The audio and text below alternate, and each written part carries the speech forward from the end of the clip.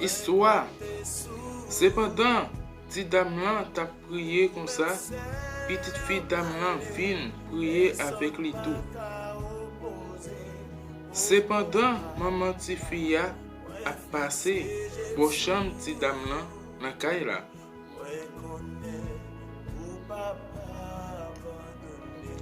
Li wè petite fille là a prié avec ti moun nan.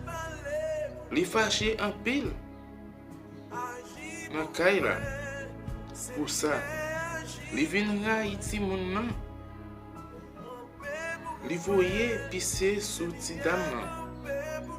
Li voye de l'eau sou ti moun nan. Ti dame nan pas de chambre découragé.